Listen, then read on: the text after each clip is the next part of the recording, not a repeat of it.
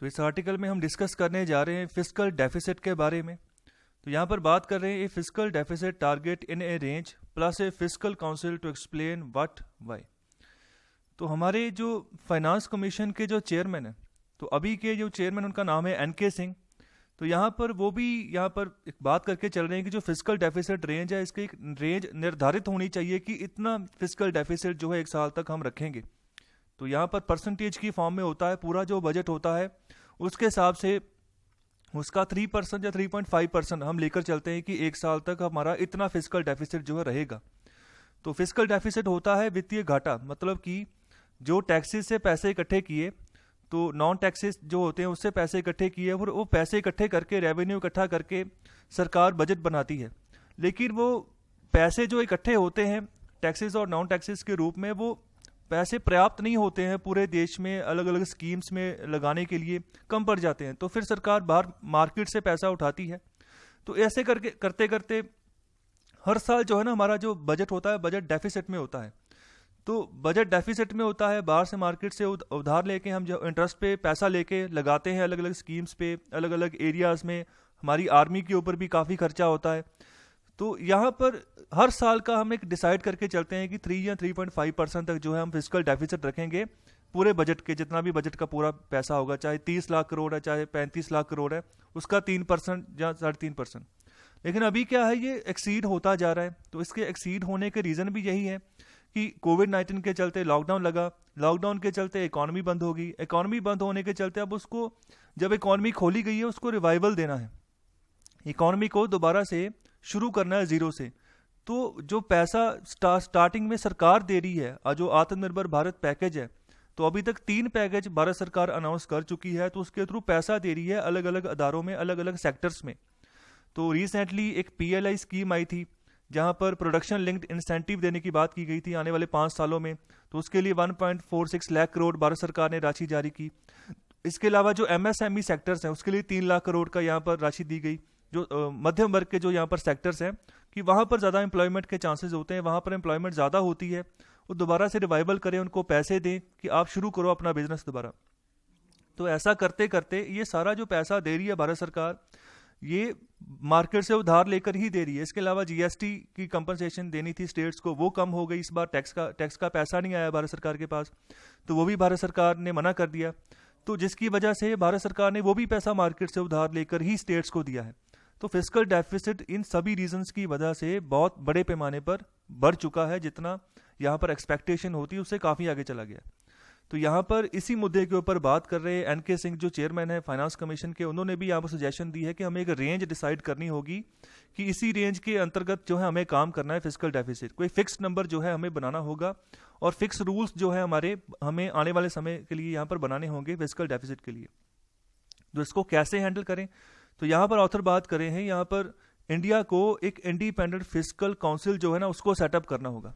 तो independent fiscal council जो है इसका काम ही ये होगा कि पूरे इंडिया की जो मैक्रो इकोनॉमिक कंडीशंस हैं उनको जज करते रहें, असेस करते रहें, ध्यान रखें और यहाँ पर रीज़न जो है ना वो फाइंड आउट करें कि क्यों फिस्कल डेफिसिट का जो टारगेट है ना वो यहाँ पर जो रेंज यहाँ पर रखी गई है उससे बाहर जा रहा है।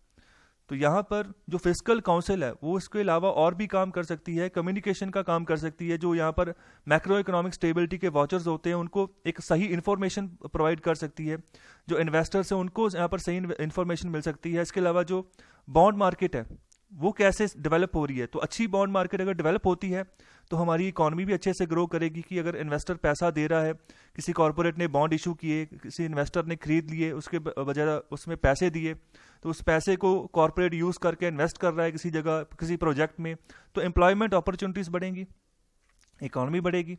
तो यहाँ पर जो इंस्टीट्यूशनल मैकेनिज्म है ना वो जो हमें जो हेल्प करेगा, जितने भी तरह की रुकावटें आती हैं हमारे पूरे के पूरे जो फिस्कल डेफिसिट का जो यहाँ पर टारगेट रहता है उसको मेंटेन करने के लिए, और ट्रांसपेरेंसी आएगी। तो यहाँ पर इंडिया को चाहिए कि यहाँ पर active real time macro economic management जो है ना जो उसके ऊपर फोकस करे, मैनेजमेंट को स्ट्रॉन्ग करे। मैक्रो इकोनॉमिक लेवल पूरे इंडिया के लेवल, अगर माइक्रो हम यूज़ करेंगे वर्ड यहाँ पर तो किसी एक फैक्ट्री की बात आ जाएगी, जहाँ किसी एक रीजन की बात आ जाएगी जहाँ पर बहुत सारी फैक्ट्रीज लगी हैं। तो यहाँ पर इसी मुद्दे के ऊपर यहाँ पर चर्चा कर रहे हैं कि इसके अलावा और क्या काम कर सकते हैं हम, जो फिजिकल काउंसिल अगर हम सेटअप करते हैं तो जो बाहर से हमारे पास कैपिटल फ्लो आता है, जो पूरे ग्लोबलाइज वर्ल्ड में जो मार्केट में जो भी जिस तरह के भी यहाँ पर उतार या चढ़ाव आता है मार्केट में, उसके हिसाब से जो भी मॉनेटरी पॉलिसी के ऊपर हम चेंजेस करने पड़ती हैं हमें आरबीआई को, जितने भी मेजरली जो इकोनॉमी के ऊपर जो इम्पैक्ट पड़ता है ना, उस सब के ऊपर जो है एक सही डाटा जो है हम यहाँ पर तैयार कर सकते हैं, उसको टैकल कर सकते हैं कि जैसे भी जब भी ऐसी सिचुएशन पड़े, जैसे देखो जियोपॉलिटिकल टेंशन चलती रहती हैं, जैसे यूएस चाइना में यहाँ पर ट्रेड वॉर चलती रही, रशिया की भी यहाँ पर जो है यूएस के साथ रहती है, तो इन सब से चलते जो है ना जो करेंसी होती है उसकी उसमें भी फ्लक्चुएशंस आनी शुरू हो जाती हैं। इसके अलावा आप पैंडेमिक की ही एग्जांपल ले लो, उसकी वजह से देखो डॉलर के ऊपर भी काफ़ी इंपैक्ट पड़ा है, इंडियन रुपीज़ के ऊपर भी इंपैक्ट पड़ा है। तो यहाँ पर जो इन्वेस्टर्स हैं वो सबसे पहले यही सोचते हैं कि सबसे मजबूत करेंसी कौन सी, हम उसी में यहाँ पर इन्वेस्ट करेंगे। लेकिन जब पैंडेमिक स्टार्ट हुआ था तो अमेरिका ने काफ़ी देर बाद लॉकडाउन लगाया था, भारत ने पहले लगा दिया था, तो यहाँ पर इन्वेस्टर्स यहाँ पर पैसा खींचना शुरू कर दिया था भारत में से और पैसा डॉलर में इन्वेस्ट करना शुरू कर दिया, क्योंकि अमेरिका ने इकॉनमी बंद नहीं की थी तब तक। लेकिन बाद में सभी जगह एक ही सिचुएशन हो गई, अमेरिका को भी यहाँ पर मजबूरन इकॉनमी को बंद करना पड़ा, तो डॉलर और रुपए जैसे पहले चल रहे थे, जो पहले यहाँ पर फर्क रहता था वही अभी चल रहा है। तो आगे बात कर रहे हैं अभी क्या होता है कि जो मॉनेटरी पॉलिसी कमेटी है, ये आरबीआई इसको हेल्ड करता है, आरबीआई के गवर्नर जो है इसके चेयरमैन होते हैं, और आरबीआई ही इसमें यहाँ पर हर एक पॉलिसी जो है डिसाइड करता है, डिसीजन लेता है सभी। तो यहाँ पर आने वाले समय में अगर हम फिजिकल काउंसिल बनाते हैं तो यहाँ पर वो जो है ना गवर्नमेंट और जो मॉनेटरी पॉलिसी कमेटी है दोनों में भी तालमेल बनाकर चल सकती है। देखो फिजिकल पॉलिसी को भारत सरकार टैकल करती है और मॉनेटरी पॉलिसी को आरबीआई टैकल करता है, तो इन दोनों में भी जो है ना सिंक्रोनाइज पैदा कर सकते हैं, हेल्प कर सकते हैं एक दूसरे की। ये दोनों अलग अलग काम कर रही हैं, तो इन दोनों के बीच में एक बिचौलिया की तरह भी हमारा फिजिकल काउंसिल जो हम बनाएंगे वो काम कर सकता है। जो फिजिकल रूल्स यहाँ पर हम वैसे टारगेट हमारा रखा हुआ है वो 3% है जीडीपी का, जो हमने जुलाई 2004 में अडॉप्ट किया था। तो लेकिन यहाँ पर कोशिश रहती है, लेकिन 3% से एक्सीड ही चला जाता है हर साल। आगे यहाँ पर बात कर रहे हैं, अभी देखो 2008-9 में जो यहाँ पर ग्रॉस फिजिकल डेफिसिट था वो 6% के पार चला गया था। ओके, तो यहाँ पर जो अभी भारत सरकार ने 3 स्टिमुलस पैकेजेस अनाउंस किए हैं कि जो ग्लोबल फाइनेंशियल क्राइसिस आए हैं, तो वहाँ पर भी ये भी एक रीज़न है बहुत बड़ा जिसकी वजह से अभी के लिए भारत में फिजिकल डेफिसिट बढ़ चुका है। तो क्यों भारत सरकार क्यों इन्वेस्ट कर रही है, क्यों पैसा लगा रही है मार्केट से उधार ले लेकर इंटरेस्ट के ऊपर, ब्याज के ऊपर, तो यहाँ पर उसका रीज़न यही है कि दोबारा से डिमांड शुरू हो, जो पब्लिक इन्वेस्टमेंट है वो बढ़े और दोबारा से सप्लाई चेन शुरू हो। तो ये सब करते करते हमारा फिजिकल डेफिसिट जो है ना बहुत वाइड हो चुका है, बहुत फैलाव जो है उसका हो चुका है। अगर भारत सरकार ये ना करे तब भी यहाँ पर जो है इकॉनमी अच्छे से ग्रो नहीं कर पाएगी, हम पीछे रह जाएंगे बाकी इकॉनमीज के मुकाबले में। तो यहाँ पर सारी इकॉनमीज कुछ ना कुछ कर रही हैं, तो इसीलिए भारत सरकार भी इसके ऊपर फोकस कर रही है। तो यहाँ पर जो फिजिकल काउंसिल ये बनाया जाएगा, तो ये हमें एडवाइस देगा कि कैसे हम जो है फिजिकल डेफिसिट इसको यहाँ पर और बढ़ने से रोकें। तो ये एक अच्छी सेंस बनती है अगर इसको हम बनाते हैं, इसको एक काउंसिल को निर्माण देते हैं।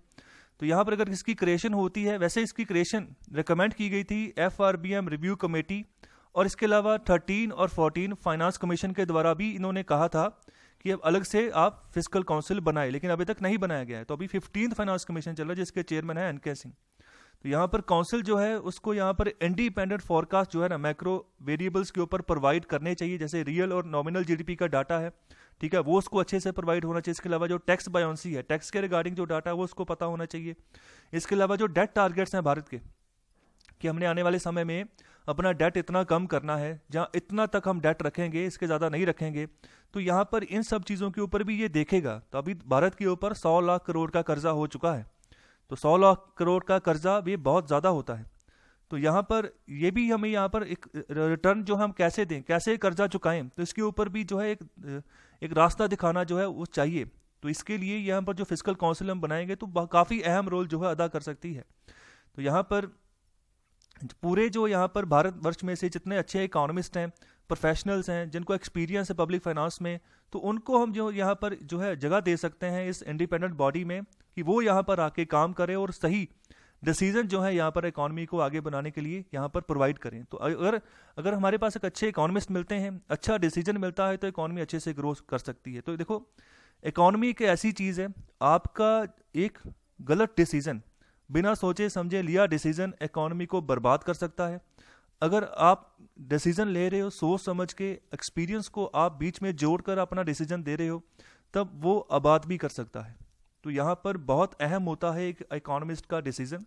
तो यहाँ पर एक इकोनॉमिस्ट होने के नाते आपको आगे बढ़ना है, लेकिन पॉजिटिव एटीट्यूड लेकर, ये सोचकर कि आपका एक डिसीजन एक गरीब को जो है ना उसकी रोटी छीन सकता है अगर आपने गलत डिसीजन दे दिया। तो इतना सतर्क रहना चाहिए, इतना सतर्क होना पड़ेगा अगर आपने यहाँ पर अच्छे से आपने इकोनॉमी को चलाना है, अच्छे से देश को आगे आप डेवलप करना चाहते हैं।